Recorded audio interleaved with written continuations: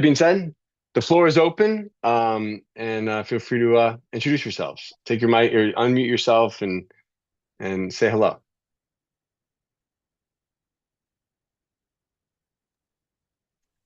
Hi, I'm Carmen Johnson. I'm from Chicago, Illinois, and right now it's an idea, it's a concept, and that's where I'm at. All right. And you said what was your first name again? Carmen. Carmen. Are you Yep. guys surviving the cold winter up there? Yeah, we are. It was crazy today. Yeah. It seemed like a blizzard, and now it's all clear. But that's Chicago weather for you. That's And that's go, that's yep, go Bears, go Go Bears. Bears. Go Bears.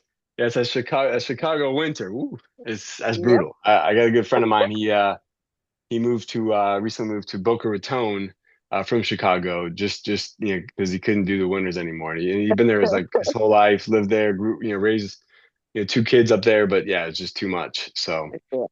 Well, yeah. I love the Well, winters. Yep. well, thank you for joining the call. Feel free to if you got questions during the stage, feel free to throw them in the chat, and we'll get to those here shortly. Yeah. And the next person want to introduce themselves. Off mute. Good evening, everybody. I'm Amethyst Whitley out of Atlanta, Georgia. Um, I'm in the trying to find a location stage that meets the full criteria. I'm putting my questions in the chat now. I have like two, maybe three of them. I think they're probably short answer questions. I've been watching for a while. I've been on the calls a few times. I've been going back watching the recordings when I can't make the calls. Yeah. So I hope I'm prepared and hopefully I get a chance to get my questions answered. No, I think you will. Honestly, so far it's like the lightest webinar we've ever had. So I don't know if it's the new year and everyone's still trying to get into the routine. So this might be a great opportunity for us to dive deeper into everyone's individual journey. So we normally have about 25 to 35 people on the call. So yeah, so far we're doing good as far as giving everyone time. So thanks for being here, Amethyst. Appreciate it. Anyone else want to introduce themselves? Hi, I'm Jody Young. I'm from Richmond, Virginia, and we are in the construction stage.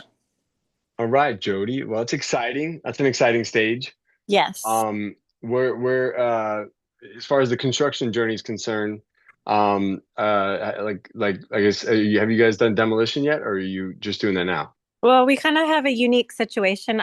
I work for a nursing home, the Virginia Home, and we've been in operation since the late 1800s. Oh Um, wow. yeah, we serve younger adults with physical disabilities from all over the state. We have 130 residents, but we're building, this will be our fourth location as far as through the years. We're in our third building. We're building a new building and the on the in Hanover County, and we're adding adult day as a service, and we've never had that before. So we're building for 60 participants All capacity. right. And are you is it young adult focused or is it more senior focused? We're kind of finding, I mean, our purpose is to serve more adults with physical disabilities like we currently do, Right. but we're finding that there might be a need for a mix. I've been working with last year I worked with Christina and Sean to develop policies and procedures and just work, align with the Department of Social Services regulations. So Yeah. we would like to offer a mix of serving seniors, adults with IDD, and adults with physical disabilities. So we'll see. That was great. And I'm glad you mentioned Christina and Sean because I know Sean has that expertise in the younger adult side of things. Yes. So no, that's awesome.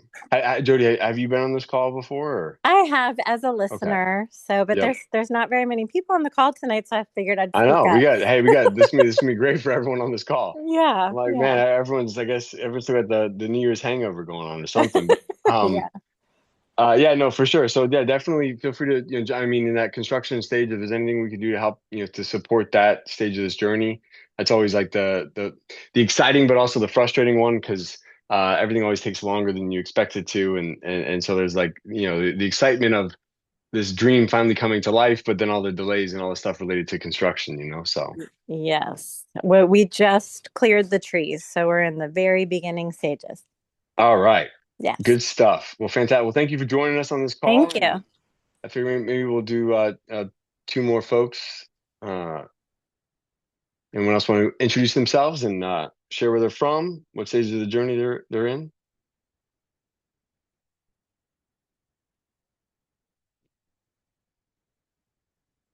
Hey, Alex, I see Alex on the call. I'm going to call you out, buddy. If you got a second, want to say hi and Yeah. introduce yourself. What's up, brother? How you doing, bud? I'm good. How are you? Good to see you, man. You too. You too. Yeah, so for everyone else on the call, I mean, Alex is a wealth of knowledge, and I met you Um, two years ago at the NADSA conference, maybe. I might have been 3 now. I feel like Okay, time's going by too fast. too fast, So Alex has been in the adult day space for a while now. They have a successful adult day center, and certainly, I don't want to I don't want to put it out there, Alex, if you don't want to, but he, No, no could be a worries. wealth of knowledge for someone in your neck of the woods, Yeah. I if can you want to definitely try just. to answer anything questions have. I mean, I'm not the industry expert as much as Chris is, but I know a few things. And as Chris said, we own an adult day center out here near Portland, Oregon, Tigard, which is like a suburb of Portland. But we have intergenerational day centers. So on one side of our building is our adult day with mostly seniors with dementia. And the other side of the building, we have a preschool. And then throughout the day, we bring them together for different activities, music, art. They were bowling today, baby animals, dancing, whatever you could think of. We try to find ways to get the two groups merged together. And the preschool is anywhere from newborns up until right ready to go to kindergarten. So we've got a nice and variation there. and Alex, how long have you guys been open? Are you totally fine, Michael? Sorry, one of my seniors sneaking in my office on accident. No, you're good. How long have you guys been open for? This year, that'll be 18 years this year in May. Yep. So I mean, Alex has definitely seen, the changes, through COVID, after post-COVID, pre-COVID, whether it's regulatory or just the changes in the industry as a whole, So definitely a wealth of knowledge, for sure. So if anyone's in the Portland or in the Oregon area, Yeah, definitely. We're looking anybody in the Northwest. We're trying to up it out here and give as much amplification as I can for adult day because that's like yep. I feel like that's the biggest hurdle. It's like once people are in the doors, they're usually good, but it's They like love it. Yeah. it's just so often Yeah. like I didn't even know this existed. It's like oh my god, yes, it's an I amazing know. thing. You're like, we've been preaching that for 18 years and they still Yep, don't know. actually, every Yeah. networking group I can get to, I'm there, but it's a struggle because the government's not pushing it yet. I think that's part of it. Is we got to. Well, I know I'm headed down to Salem to our capital in a few weeks to go lobby for the senior space specifically. Yeah, and if there's one thing I've shared in almost every educational talk, presentation, anything I've ever given is just that adult day's number one problem is this lack of awareness. And so, no matter where you are in the country, I mean, that is our problem. Is not enough people being aware of what it is, which means that all of us here have to scream from the rooftops about the benefits of adult day and how it works and why it's so beneficial and the impacts or the impact that it's had on people maybe that you serve if you're already open or if you are in the planning process. It's like if there's a underlying desire to do this business, then you have to become this business's biggest fan in your market and make sure everyone in your market understands why it's so needed. Yeah, I feel like that's always the biggest hurdle, even in senior networking groups. Still, Yeah, 100%. half There's of still, them don't know it exists. case managers, social workers. I mean, every senior placement agency, like everyone, they're like, oh, cool, or they'll ask questions about it, but people aren't at that point where they understand how to refer to it or who is an ideal client, or it's not part of their natural language when they're thinking of potential referrals. It's just that they're going automatically to assisted living, memory care, skilled nursing, Even rehab, in-home care. in-home care, all those things. So keep preaching it, Alex. Good to have I you on this will. call. Thank We'll you. do. Thank People are slowly you. trickling in. It is a slow start. I never start. I usually got 9 people banging on the door. Right. It's a good list of people. 6:30. Yeah. So, but they're slowly trickling in. So we'll have maybe one more person introduce themselves, and then we'll jump into Q&A. Absolutely, yeah. And I did want to just quick plug. I do TPA Snow, like PAC. I'm certified through her to do her training.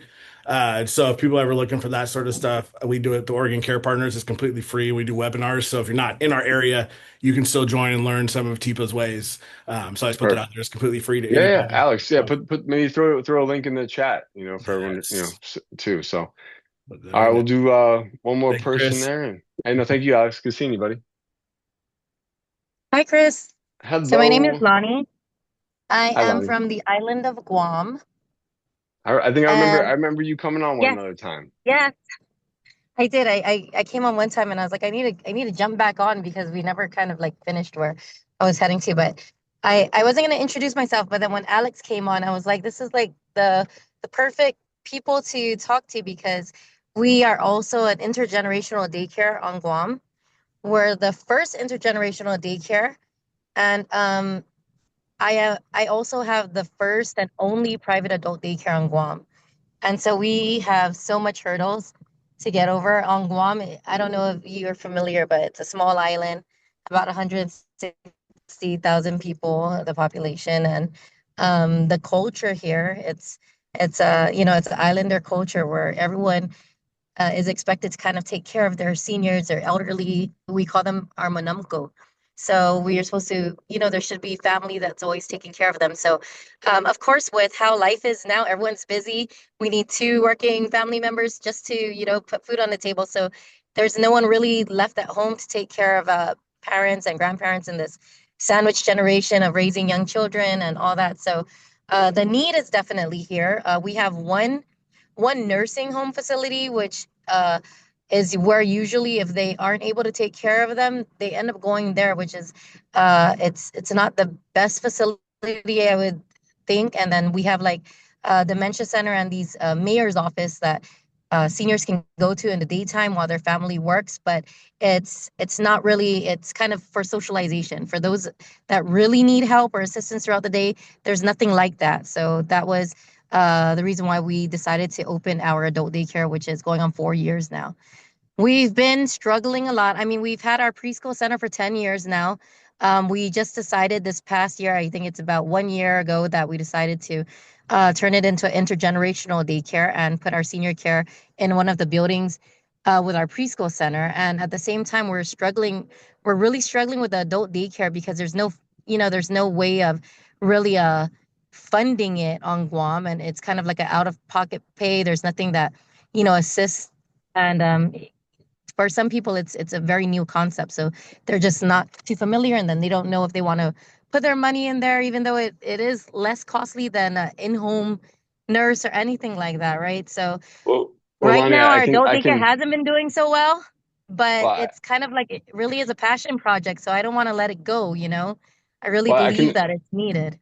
I can assure you that whether it's Guam, whether it's here in America, whether it's other parts of the country, I mean, without a strong funding source to bring attention to this, resource, it is definitely, going back to that problem I just shared with Alex, just the number one problem we face is that lack of awareness, and we might think we've told everyone, or might think that who else can I network with or even share this with? Because I've been talking about it or preaching about it for years. And the hard part is in most cases that is the underlying reason why it's not getting the attention that it needs is that lack of awareness. And so you're not the only one facing that problem, and that is across the country and across really the world is just continuing to raise this awareness of what it is and who it serves and how it works. And Lana, I'm always I think the first time you joined this call, I think it was inspiring for me to just to think about other providers outside of the US. Because I know my buddy Cameron with Story Care, who you guys might be familiar with.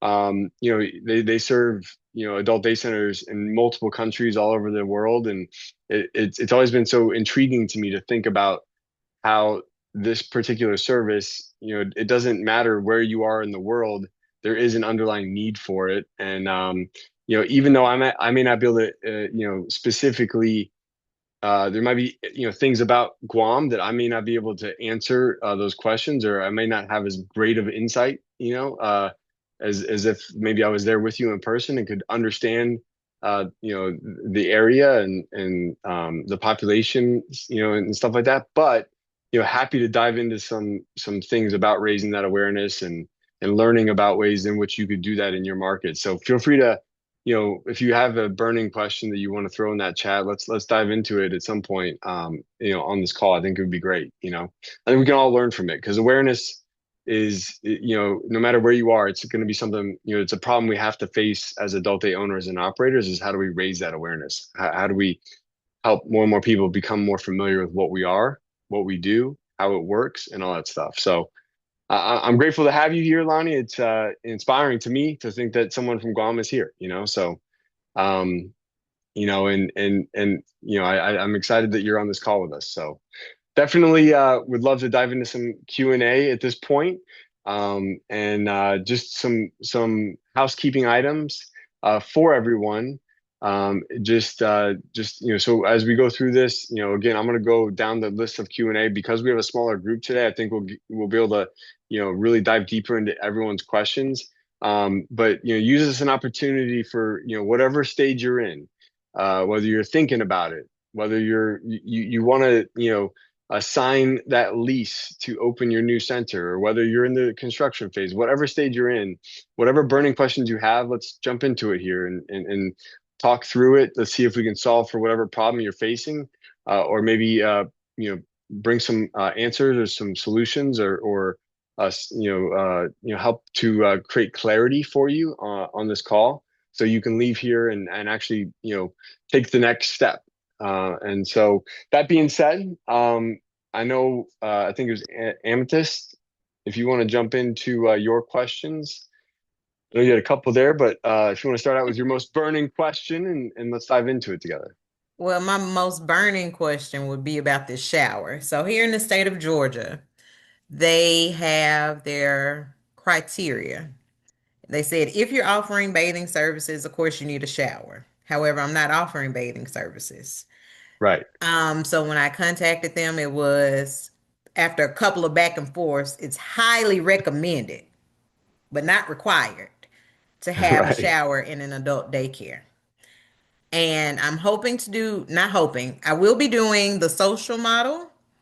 So I'm looking for alternatives, because where I am in Atlanta, they don't have, it's already an older area. So first I'm trying to make sure it's ADA accessible. And now I'm having to plan for this shower and the permitting to get this shower installed. So I was looking for alternatives to a shower room, if at all possible.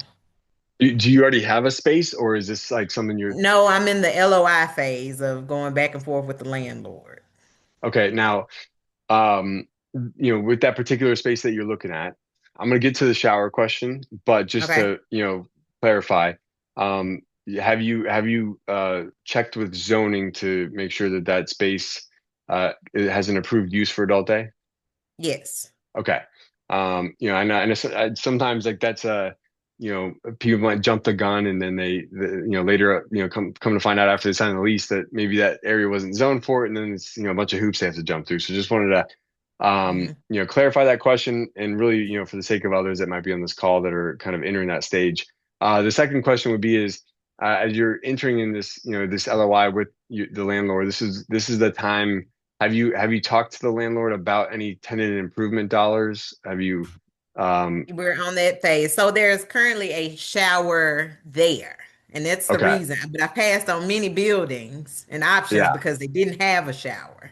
Got it. Got it. Yeah. Yeah. So, I mean, all right. So to maybe answer your point on the shower question, at the end of the day, for us, we do offer showers in both of our locations. The shower really serves two purposes. One, if someone has an accident, there are sometimes accidents just need a shower. There are not Right, I enough understand. baby wipes, or bath wipes to, it's like, all right, this deserves a shower, and it's going to make it easier for everyone involved.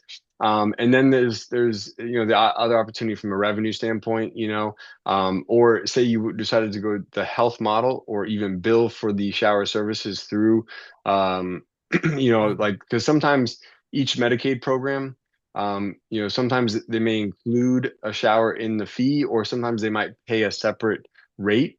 If you offer showers and you could bill separately for that shower. So it depends on the state, depends on how the Medicaid program is set up, but it's an alternative revenue source for sure.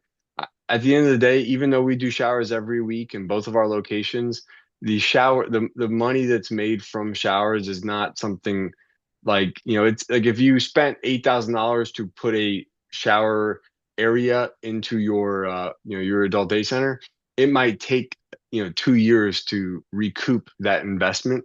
So it's not going to be this massive money maker that, oh, you got to have a shower. If you don't have a shower, like, you're missing out on this big revenue opportunity. But it really does serve two purposes. One, it's a convenience for some families that have a preference, or maybe there's an element of, they're uncomfortable giving their loved one a shower, and now you're solving this other problem for them. And so it's a convenience for that family member, and it might be just that other reason why they choose you over someone else. Two, you can bill for those services. Three, it is something that Medicaid might pay for separately. And then the other one is just, in case of an accident. But it's definitely not a room that needs a lot of attention. It shouldn't take up a ton of space. If you can combine the shower with a restroom, and it can be used as a kind of a multi-purpose, room, either as a toilet or the shower room, that's helpful, and won't eat into too much of your space. So, when it comes to a shower, it's great to have it. If you're able to, as you go through this LOI process, if you're able to, work with the landlord and ask for those tenant improvement dollars. So this could be just a dollar amount that you're asking for the purpose of construction. And, that could be a great way for you to reduce the amount of money that you would have to put into it. Now, typically landlords might be a little bit more lenient on one or the other. Like, they might be more lenient to give you money to improve the space, but then less flexible on, say, rent abatement. Or you might be able to work, they might be more flexible on rent abatement and give you 6 months free rent, and then a stair-stepped approach into maybe the full rental amount. But maybe they'll be less flexible on TI, or maybe they'll give you way more TI, but they want you to start at, like, 50% rent month one, and then bump up to full rent month three or month six. And those would be like negotiating points that I would really like use this period of time as you're entering in the LOI to kind of hash out some of that. Okay. So I don't know if you already submitted the LOI, No, we're still in the okay. negotiations. We've had a contractor come out to the space to provide us an estimate of how much it would cost to make these necessary upgrades, as well as just trying to figure out, is it going to be rent or is it going to be the TI? So so Will so it be come in. upfront? Will it be spread out over the course of the It, lease type thing? so since you're coming into this LOI, not having sent one in yet, on Mm-hmm. paper, right? Like right now it's just verbal and we're just kind of exploring. Mm-hmm. When you go to send that in on paper, ask for everything you want. Ask for your TI wish list, ask for your rent abatement wish list. Like, you want to ask for everything, and then that way you can start to see where they push back at, or what they're more comfortable with, because their response to the LOI will help you indicate, or will indicate to you, are they more flexible on TI? Are they more flexible on rent abatement? It'll help provide that context. Okay. Should I ask my next question?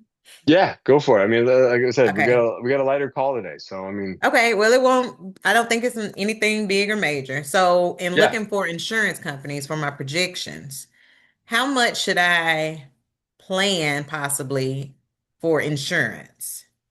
on the general And what liability side. companies do you recommend? Because I hear that not all insurance companies provide insurance coverage for adult day. Yeah, I'll put in the comment section, or the chat section. Um, I'm sorry, I was gonna pull it up right now. My buddy Michael Howard, he works for a company called Atlas Insurance. I'll put in the comment section his contact information. And then you can certainly reach out to him. He writes across state lines, not just in Florida, but he specializes really in the healthcare world.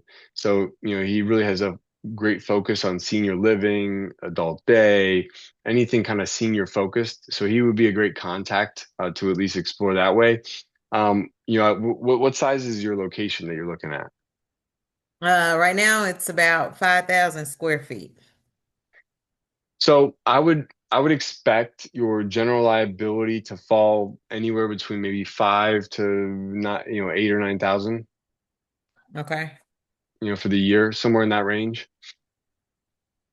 It's Okay. and then one of the things that you can always do, um, when working, whether it's with Michael or someone else that you reach out to, is when you think about you could be licensed, say for 50, but on opening day, you're not going to have 50 people. And so you could certainly like talk to the insurance agent and see like, hey, is there any flexibility for like, we're covered up to 50, but maybe right now, for the first 6 months or a year, we're only like, like they might be able to adjust the premium so that Based it's on the covering up numbers. to like up to 30, Okay. but then if you cross that 30 threshold, then maybe it'll bump up to 50. I forget like what they call it. There's some terminology in the insurance world, but if you were to bring it up where, well, can we underwrite it for 30, approve it for 50? And then if we go, if we cross that 30 threshold, we'll call you and especially as you're new and you're just getting started, it wouldn't be uncommon for that to be the case for our location in Sarasota when we opened. We're licensed for 90. I knew it was going to take us, at least 2 years to even cross the 85% of our daily attendance threshold. So, that first year, Hmm. I'm like, I know we have to be licensed for 90 for the sake of the state, but can we underwrite it for 45? You know, Okay. so however they got to do that on their end, is really up to the insurance company. My buddy Michael, he is just a broker, so he's working with a bunch of different insurance companies, and then it's going to be those insurance companies, and they're going to have an underwriter, and that underwriter is the one that has that flexibility to maybe adjust that, Okay. or they issue the policy for 90, so your deck page meets the needs and satisfies the needs of the licensing side of things, but then it is you're paying for half that licensed amount. Gotcha. Okay. And last question. Yeah. I was not at NASTA this year, but the year prior when it was here in Atlanta, and I was speaking to another adult day owner, and she said most of her staff was based off of volunteers. What are your thoughts on staffing with volunteers? I know you'll have some that are your regular people, but to, I guess, help out. Yeah, the hard part about sometimes going to a NADSA conference, is you have a mix of operators there because you have some adult day centers that are nonprofits, and they might fundraise and they might rely on grants and they may rely heavily on volunteers, and that type of an adult day center, might have been something that was started 80 years ago, and the person running it today is inherited this big organization that now supports the community, but it relies heavily on all this fundraising and grants and other ways that it earns money, and volunteers might play a big role in that. I don't see how, it would be very hard to run your adult day center with a volunteer staff without going through the kind of like, without being a nonprofit and kind of setting it up in a way where it makes sense for it to be a volunteer organization. Um, but if you're a for-profit company and you're trying to, give people schedules and hold them accountable and give them job responsibilities, that align with the way you want to build your organization, it's going to be hard to rely heavily on volunteers. Volunteers can play a really, they're extremely beneficial and play a great role maybe in, helping with maybe some of your members who might have more advanced dementia or Alzheimer's, or people that might need more one-on-one, engagement. They can be great, to kind of help out with those individuals where they might be able to go off and do something one-on-one with someone, or engage with, specific people that may become that are, your members or participants that have unique needs or have things that they really enjoy doing, and you might get a volunteer that wants to come in and crochet with someone from your center, or that wants to just work on puzzles or play checkers or play chess, or wants to do something more one-on-one as opposed to maybe more of the group activities that you're doing with your members. But it would be very hard to run your day-to-day operation on a volunteer staff, Gotcha. because Okay. we have volunteers, but most of our volunteers, they come in for like 2 hours, here or there. It's a very like, they give us the schedule that works for them, in between their tennis and their this and their that and whatever, the church, commitments, and we're just grateful to have them. But we couldn't run the show on that. Okay. All right. Thanks for answering all my questions. Hey, great questions. No, it was great. I'm glad. Like I said, we got a smaller group today, about half our normal size. So, let's. If I think, this is so weird for me because I'm like, normally I can't even get through all the questions. So, I guess, if anyone wants to jump on and just share their questions that are burning questions, let's jump into it. Or Amethyst, if you want to continue going, we can do that too. I think I got all my other questions answered from the previous All right. month. All right. Well, good, good, good. Well, let's see if someone else does anyone else on the call have any, specific questions based on where they're at, what stage they're in? Is there anything that you want to bring up that maybe you hadn't put into the chat yet? This would be the time to do it, and we got plenty of time to dive into your problems today. Or maybe not even problems. Maybe they're just, insight, or you want clarity on something.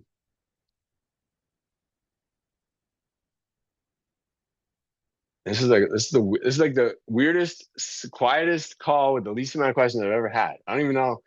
I'm like, I don't even know how to like, what we're gonna do the next 20 minutes. This was too easy. It's like a one-on-one with Amethyst.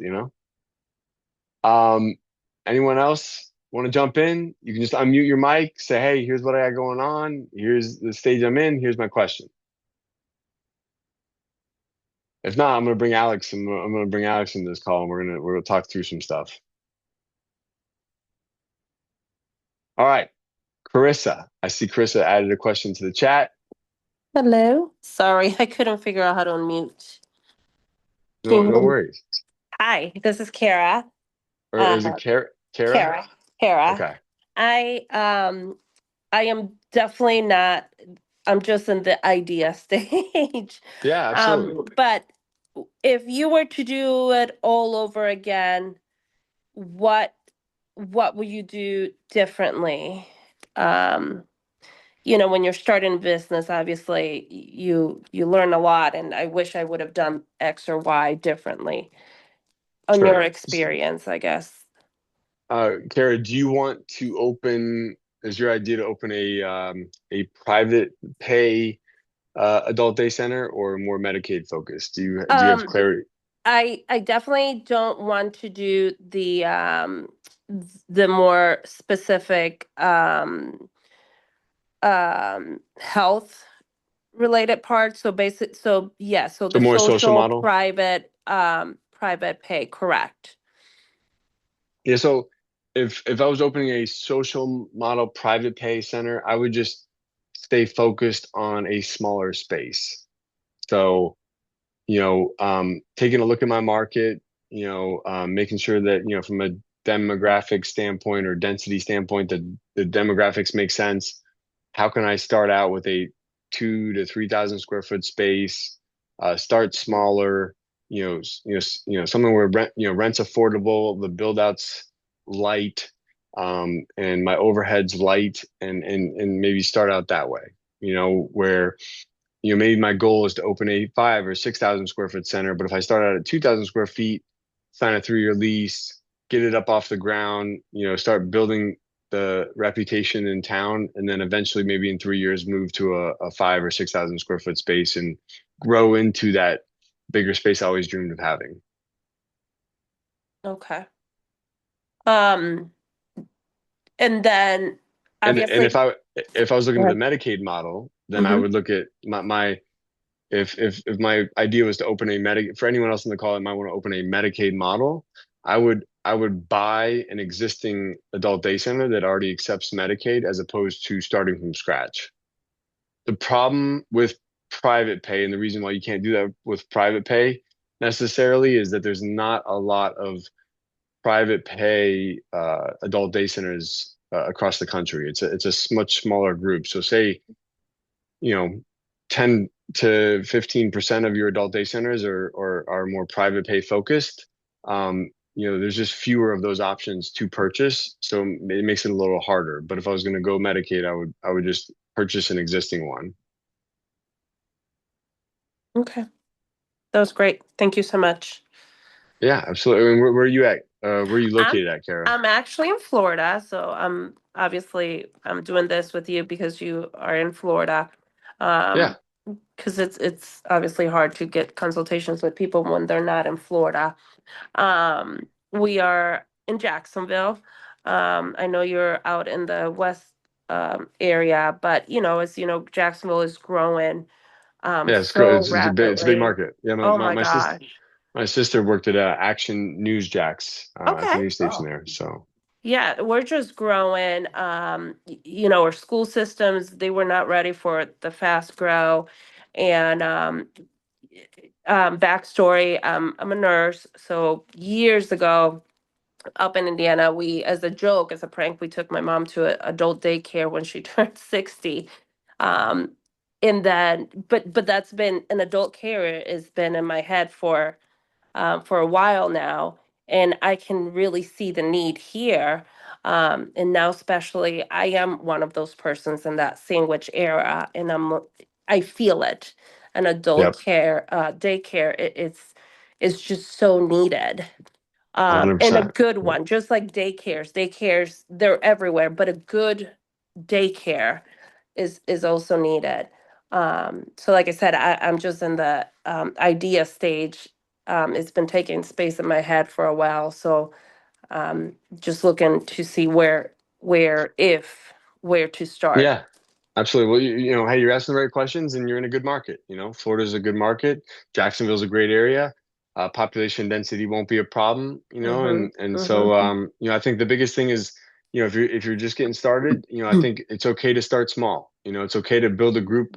The thing is, when you start small, you're going to put a lot more, you might have to wear more of the hats. So you're going Mm-hmm. to, Mm-hmm. it's going to be you know, like I'm in a stage, but it took a long time to get here where, most of my day is spent working on things that are like, kind of like, on the bigger picture of the business.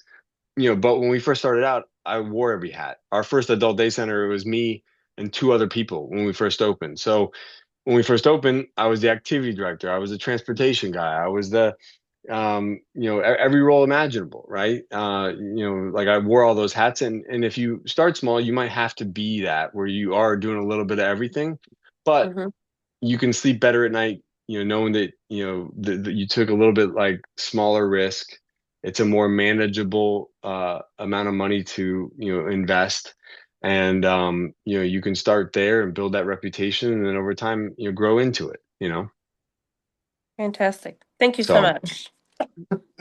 absolutely. Well, good luck to you, and excited Thanks. for you, and always love having another Floridian on the call. Um, I think if I hope I'm pronouncing the name correctly. Is it Carissa, Carissa, Charissa? If you can hear me, if you're gonna mute yourself and you wanna go through your question. I saw you had put a question in the chat. Yes, it's Sharisa. You were close. Charissa. I'm like, well, I appreciate you clarifying that for me. Thank you, Charissa. That's not a And problem. yeah, feel free to jump into your question, share with everyone here. I know you put it in the chat already, but just for others that are on the call, if you want to share with all of us. Yeah, so I was on the call last month too, but I am in the independent living care space.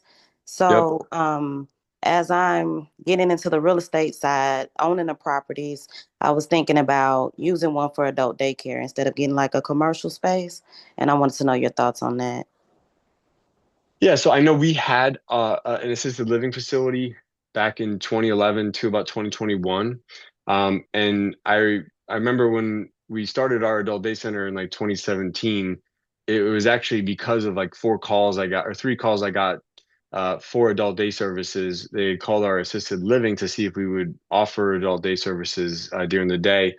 The only reason I didn't want to do that in our small environment is we had a 14 bed assisted living facility and I didn't want to bring someone in on occasion on days I wasn't, because it wasn't always going to be the same day that they came.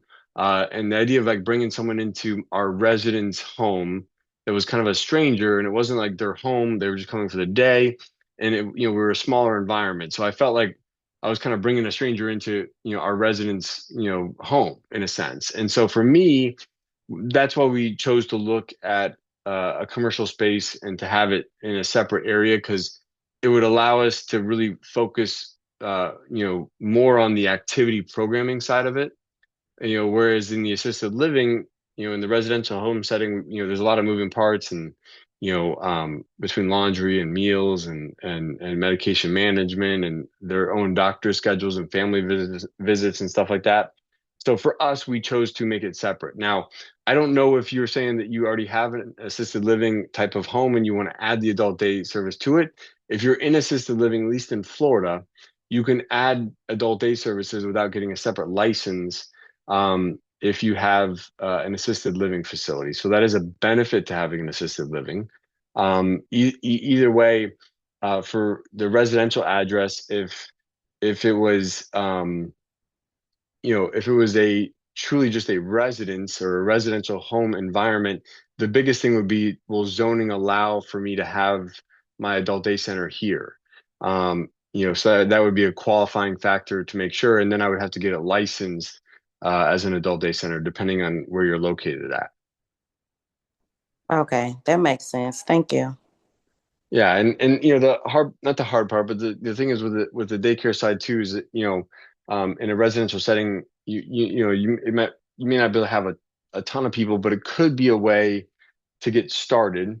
Even if you're only caring for four or five people during the day, it could be a way to get your feet wet in the industry and stuff like that. The last thing I'll say about it, just for clarifying for everyone on the call, is that really the commercial space for us and the way we chose ours is that, we wanted to be, in a path where individuals would be traveling to and from, where, no matter where people were in town, they could easily access us.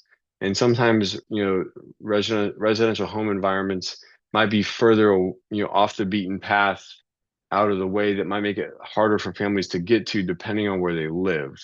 So I know we always try to choose a more central location where no matter where in town someone might live, we're kind of in the center of that, and that makes it a little bit easier for families to transport their loved ones to and from us. That makes sense. Okay. But Thank you. Teresa, yeah, thanks for your question. Appreciate it. And then I see Jody from Virginia. If you want to hop on and share your question real quick. Hi. I was the state of Virginia requires 1-to-6 ratio, and I'm just curious, as we, in the next couple of years develop our admissions and work more closely on our policies that we've developed, to open the doors and hire in advance, what positions, at a minimum would you recommend? Yeah, so for me, when I Until think about this, are you, I guess, because of your guys's because of the organization that you're with, like, do you guys have the resources and the capital to like hire a team? Probably a small A team, small team, yeah. until we grow our census. So I'll be working in the director position, but I'm finding it hard to imagine that, meeting with families and discussing admission for adult day participants would also be difficult to wear that activities director hat you were talking about. So, Yeah, no, yeah. So there's a couple like key, like, there's some, like, I guess, key roles that I know we couldn't live without, okay. right? So I would say, because you're 60, you said you're licensed for 60. Is that the plan? That's the plan. 60. Okay. So the biggest thing, out the gate, the outside of the director, the person I would hire is someone in marketing. So now if you as a director, as you're getting close to opening, I guess you'd have to ask yourself that question of, um, like are you going to be focused on licensing and getting the place set up and getting the place ready and kind of all the policies and procedures and how we're going to do things, like that's going to become a more important thing closer to opening day. So in the very beginning, in the building stage, or at some point in time, when you start to take the lead on the adult day side, you might be able to go out in the community and kind of play the marketing director role. But at some point, your focus will have to shift more into operations and Right. having someone out there that is preaching adult day all day, every day, that Mhm. like can go into networking groups and have lunch and learns and go into neurologist offices or whatever your referral sources are, and make sure you are knocking on the right doors and spreading that awareness, prior to opening, is going to help with the opening day lift, where you have you're starting out with a good census, or you're starting out like pre-opening, you're getting people signed up and you're starting to build that waiting list. Like you'll want to have that out the gate. So if you can afford that, that's going to be an important role. The other important role is obviously going to be your activity director. Uh, Okay. so that's going to be another significant role that, you want someone in that, in that, role out the gate, because that's the core of what you do all day, every day, Right. and that activity director might wear multiple hats, helping with serving during lunch, helping with activities, helping with the decorations and planning and doing the activities. And then over time you might be able to pull some of those responsibilities off of them. But activity director, and then I don't know, are you guys going to be pulling meals from your other location? Yeah. Yes. We have a full dietary department on the nursing home side, so we're hoping to meals leverage that. will come from there. Yes. Yeah, so you'll be able to leverage that and really just have to, like, how do we, transport it here, keep it hot, keep it fresh, and then really just plate it, from that point forward, right? Mhm. So that won't be as big of a concern. Do you foresee a lot of people coming, like the majority of the people coming from the outside, or do you see some of your folks who attend might come from within your own organization? Probably not because, the act on the activity side of things, it will be very similar programming. But we will share events, special events together, musical performances together. So, in talking with Christina, she said that that could possibly be recorded as a field trip. If we Right. staffing and go over to the nursing home side for a special event. So I do see some combine, but not combined staffing because we'd have to staff that and not rely on the nursing home side staffing. So, Yeah. So, the thing is, like, for us, we call them our concierge, but our front desk reception person, there's a lot of adult day centers that exist across the country that have no front desk person. uh-huh. Um, but I don't have, we would not be able to function without our front desk person. Okay.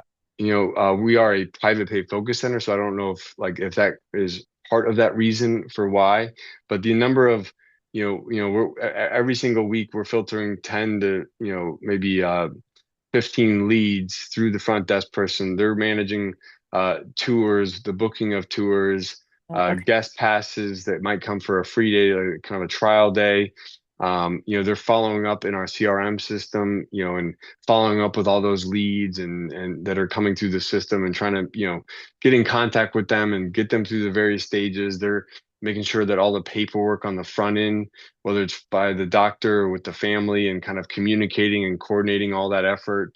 If we need an authorization for veteran, VA, or we recently started working with the Guide program, which is that Medicare program that pays for services like adult day, like Mm-hmm. all that paperwork and explanation and kind of holding those families' hands through that process is all happening by our front desk person. So every phone call that comes in, every walk-in tour, all the follow-ups, like all that stuff, clock in, clock out, making sure our daily census, that our clock in, clock out is accurate compared to what our cross check is at the middle of the day to make sure like, okay, do we account for everyone? Did everyone get logged in like they're supposed to?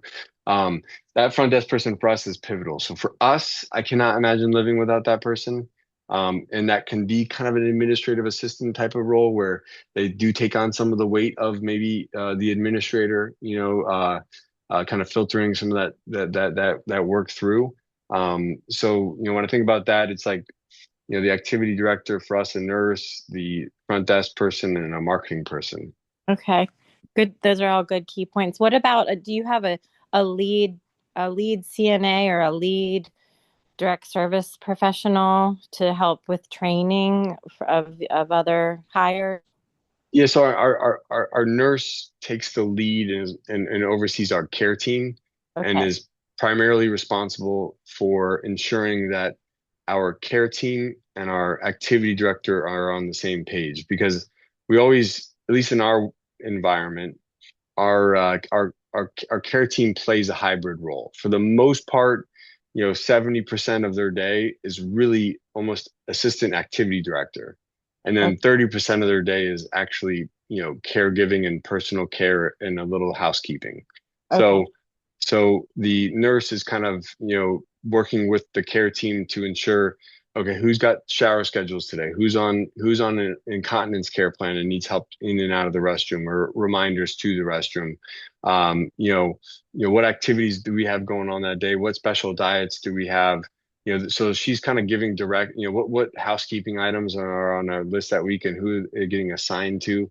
So our nurse is kind of overseeing all that, and then also kind of like the compliance side of both our members and then also, our staff when it comes to, making sure they have what is needed for the state.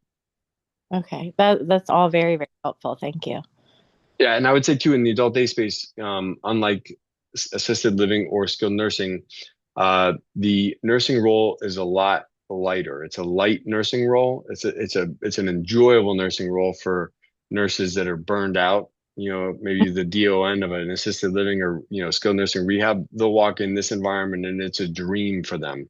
The amount of medications we might get, we're only helping maybe with 10 to 15% of our population on any given day with medication management or reminders, as opposed to like assisted living and skilled nursing. It's a full-time job, So as a result of that, that's why some of that other additional care team compliance oversight kind of falls on the nursing side. Okay.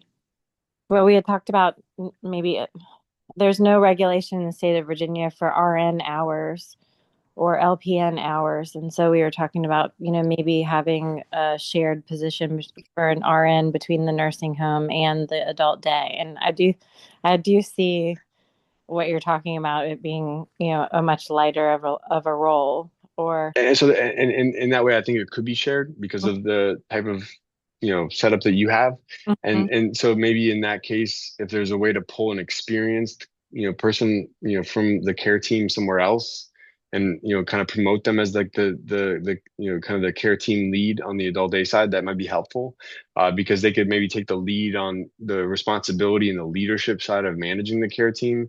And then the nurse could pop in for the, medication management or dietary restriction or compliance things. Okay.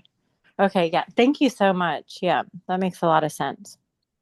Absolutely. Well, I'm excited for you and can't wait to, just, follow the journey as you get open and, as construction comes to a close and all that exciting stuff. Thank you. I'll join more calls in the future for sure. Absolutely. Well, thanks for being here, Jody. Appreciate it. I think we got Bernadette. Hi, Kris. Hi, how are you, Thank you Bernadette? I'm good, thank you. How are you? Doing good. Doing good. Thanks for joining the call. Okay.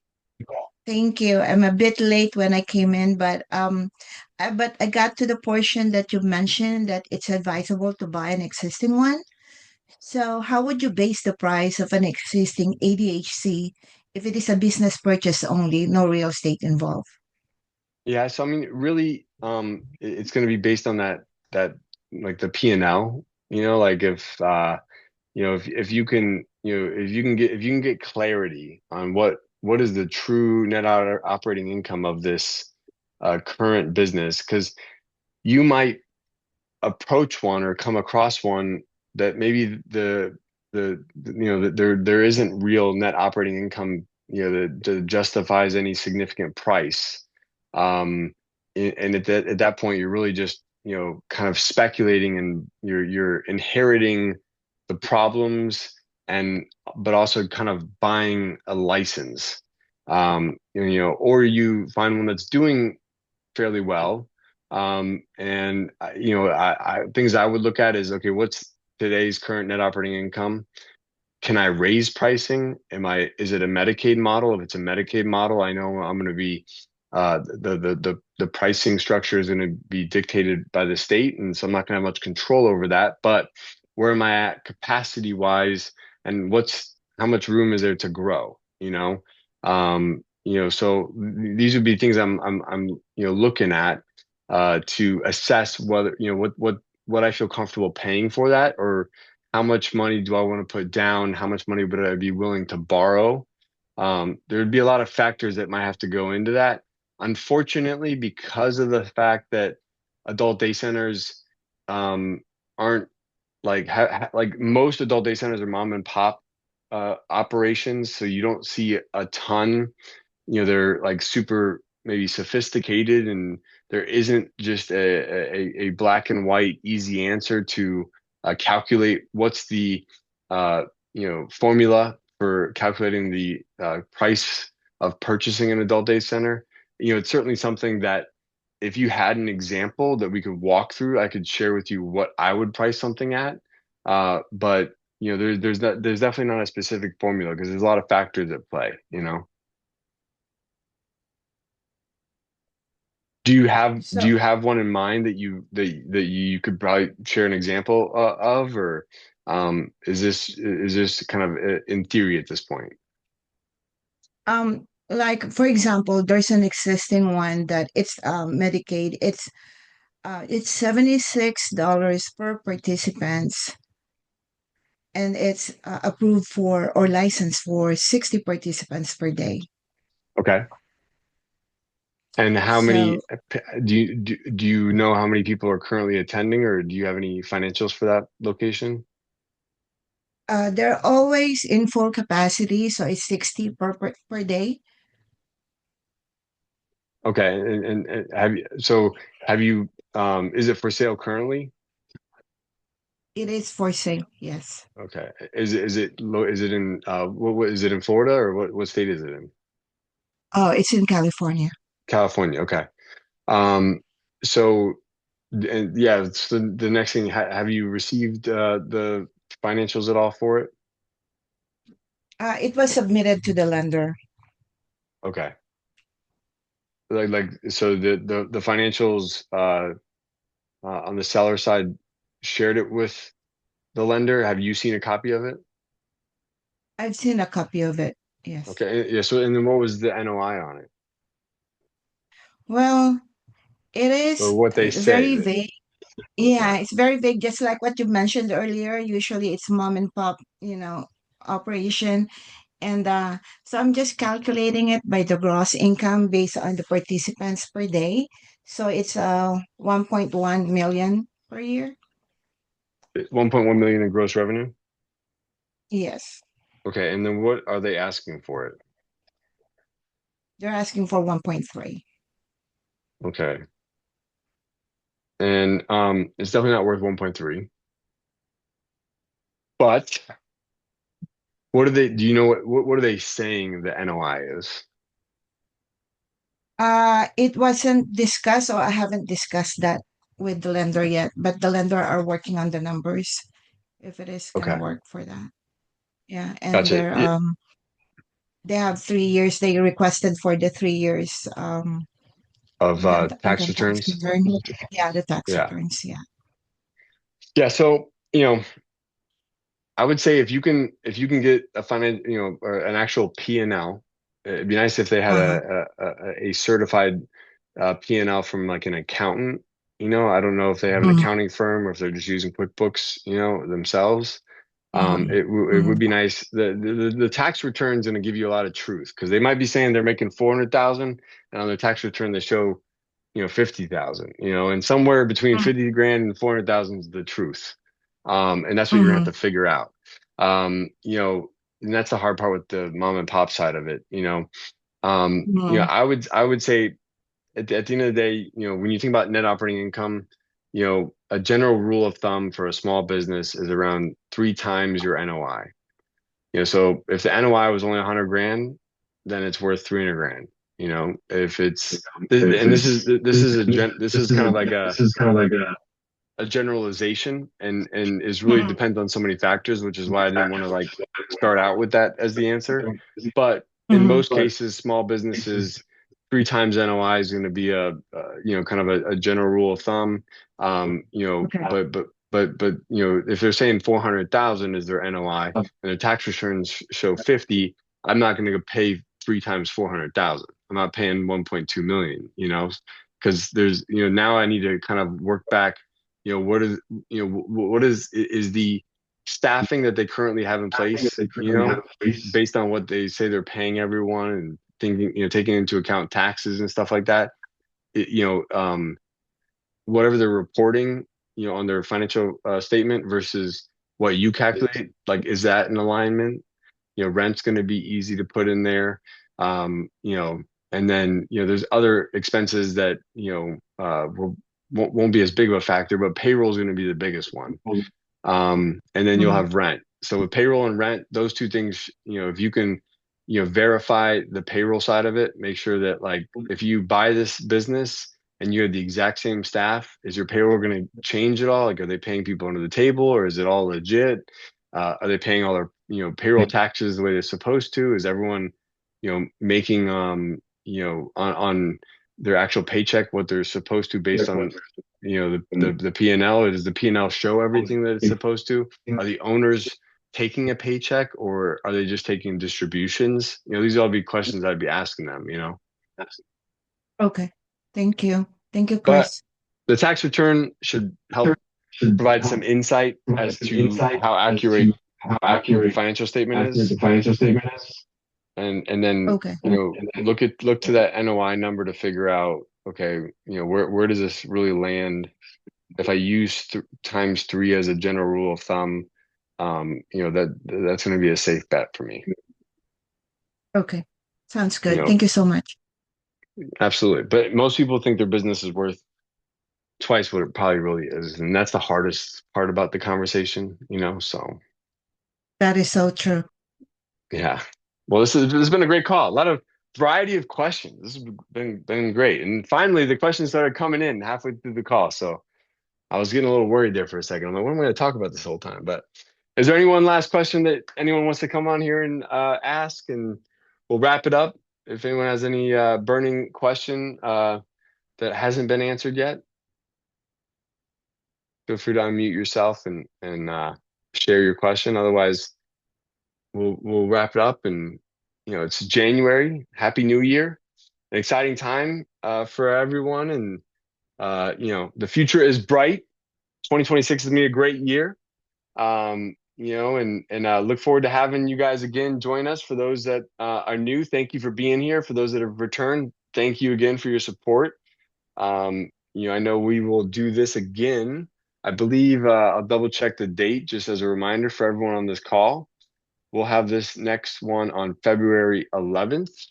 Our next call will be February 11th, 6:30 to 7:30 Eastern time. And super grateful. I see. Is that my girl Mary? I see Mary raising her hand. Absolutely. How are you? How you doing, Mary? Great. Happy New Year. I'm just Happy New Year. getting in. But you mentioned an insurance company, Atlas, and That's I right. quickly looked it up, and I saw one in California and another one at another location. Are you able to give me a little more insight on the insurance company? Because I would love to be able to bundle. I'm so glad you reminded me, Mary, because I think my first question, that was part of it. So I am going to put it in the chat. Okay, right thank you. Here. Yep. So my friend Michael Howard like I said, he works with Atlas. I'm sending it now. I just put it in the chat for everyone. I believe there was one other person that had the same question. I forget who it was, but Michael Howard with Atlas Insurance in the chat box. If you want to take a moment to write it down real quick before this closes out. Oh, I just did a screenshot. Okay, perfect. Yeah, take a screenshot, write it down, whatever's easiest for you Uh-huh. guys. Oh Copy yeah. paste. Thank you. They're based out of Sarasota. Okay. But I know he can write across state lines. And the one thing I love about Michael is he geeks out on the insurance side. He's the only insurance broker I've ever met that actually understands the depth of the policy in ways that most insurance brokers don't, because most insurance brokers are just salespeople. He gets insurance. He can explain it when you got questions, and he's specializes in senior healthcare. So adult daycare, senior housing, home care. So everything in the senior healthcare space. That's his kind of niche or specialty. He is a broker, so Atlas sells insurance in every different capacity you could imagine. But his niche and the specialty arm that he chose was kind of the senior healthcare side of things. So, anyways, Michael Howard, Atlas Insurance, they're out of Florida, atlasinsuranceagency.com. And Mary, thanks for the reminder on that, because I know it was helpful for someone else that was on the call. And I appreciate everybody here. Thanks for joining us. February 11th, we'll see you guys again. I hope you guys are having a great start to the new year. If you have specific questions and you ever need a coaching call, you can always go to adcpro.com, book a coaching call. There's consulting on there. There's, market analysis if you were to ever need that. If you haven't already, get a copy of the book, The Great Care Crisis. You can find that on Amazon. And I appreciate you guys' support and thank you so much. You all have a wonderful rest of your evening and Happy New Year, and we'll see you in February.